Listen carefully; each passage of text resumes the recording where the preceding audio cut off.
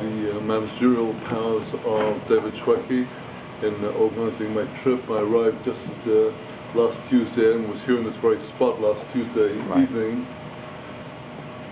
And here I'm again a week later, and it's of interest to me that last Tuesday, certainly by the time the event got going, we actually had a pretty full shul, and the precious people who have come tonight are the people who know what's good. And I think that the fact that there are somewhat fewer people here tonight than there were here last week shows the very urgency of talking about the third temple, the coming temple, explaining what it is. Because if people are indifferent to the subject, it is a sign of where we are holding in relation to this temple that we actually pray about 3 times every day in our Shemona Esrei, and we pray about it in the Birkat HaMazon, and we repeat our prayers over and over again about the rebuilding the temple. And the unfortunate fact is that if you challenge the great majority of our brothers and sisters, very few would have any idea of the nature or the purpose of this building that we are praying for. And this radically affects the situation of Israel in the world. It's a sign of how far from the people of Israel the subject is, that the subject of the temple is most definitely and emphatically not on the table in all the negotiations and diplomatic discussions about the so-called final settlement which the road plan is supposedly leading to. The road plan makes no reference to the Jewish temple. The road plan has no interest in the Jewish temple. The subject of the Temple of Israel is the most politically incorrect subject there could be. The few people who annually before Pesach advertise the fact that they're going to try to slaughter a Pesach lamb either in or near the temple are regarded as a fringe of lunatic extremists, despite the fact that every pious Torah observant Jew is praying 3 times a day and repeating the yearning for the temple every day, but it's all lip service. And if the roadmap makes no reference to the temple, the roadmap is no roadmap at all, because all of the prophets definitely, clearly and explicitly prophesied the building of the future temple. It's in Isaiah, it's in Ezekiel, it's in Micah, it's in either present or by allusion in all of the prophets, and that is the end of days scenario, that there will be a temple in Jerusalem. Maimonides defines the Mashiach as he who not only brings people to tshuva, but also gathers in the exiles into Israel and builds the temple.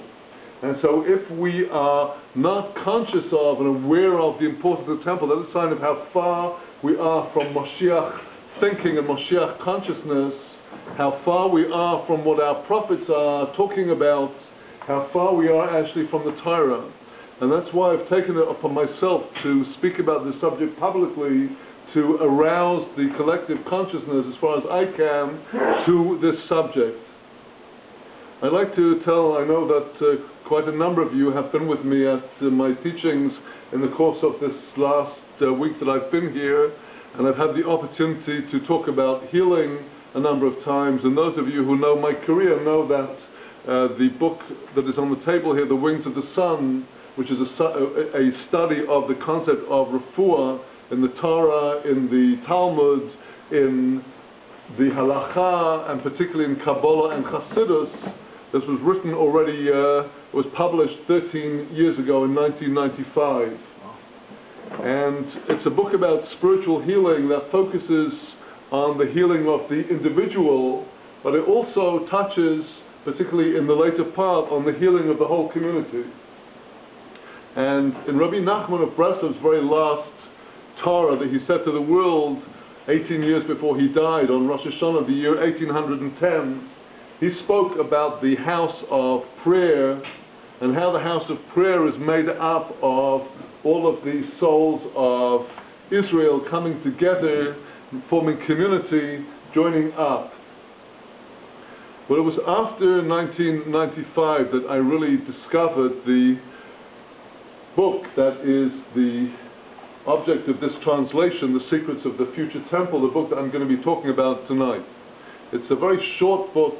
It's a book written by Rabbi Moshe Chaim Luzzatto, known by the acronym of the initial letters of his Hebrew name, Romchal, the outstanding Torah genius of the 1700s, born in the early 1700s, probably about 1707, living till approximately 1747, about 40 years or maybe a little less.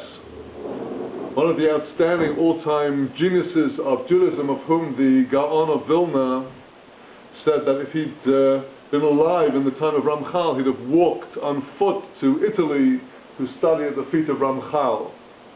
The Gaon of Vilna counted on the fingers of one hand the truly outstanding Mekubalim of the modern era, and they were Arizal, Ramchal, and Rabbi Eliyahu, the Gaon of Vilna.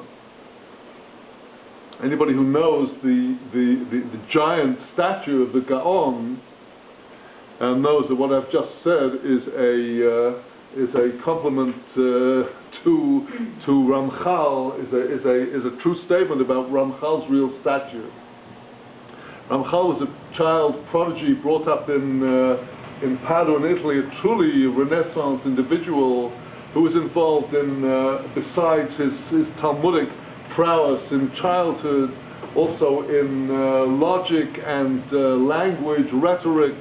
He wrote poems, he wrote dramas. He was, in his teens, an outstanding outreach rabbi, drawing hundreds of people, Bali Tshuvas, to his synagogue in Padua. And it was at the age of 18 when, in his Bet Midrash, where he had a group of true devotees. I'm not talking about the 101 Kabbalah people of today. I'm talking about people who really had the ability to learn and carry out the Kabbalistic devotions and follow the Kabbalah in the way that Arizal mapped out the pathway of Kavanot and Devekut, Sigufim, personal self-discipline and even self-punishment. The Ramchal was leading this community, and in this Bet Midrash, the Ramchal began to receive visits from the souls of not only Eliyahu Hanavi but also the Avot, and he began to write literature in the style of the Tikkunei Zohar, and this completely freaked out the establishment rabbinate of Italy, because remember, this was less than. We're talking now about the late 1720s, and this was only 40, 50 years since the whole explosion of Sabbatianism, the false messianism of Shabtai Tzvi, which had gripped the whole of the Mediterranean basin, the North Africa and the Middle East, and the communities of Greece and Italy, Germany, France. It was an enormous ructions that had all ended up in the sudden realization by the majority of the establishment rabbinate that Shabtai Tzvi was in fact a false figure, followed by enormous contrition and remorse and decrees to try and avoid anything like that happening again. There was still a strong and well-entrenched underground of Sabbatians, camp followers, which I would say actually exists until today. And so it was a very live issue in Italy in those times, and the rabbinate of Italy did everything in their power to try to suppress Ramchal's Kabbalistic writing and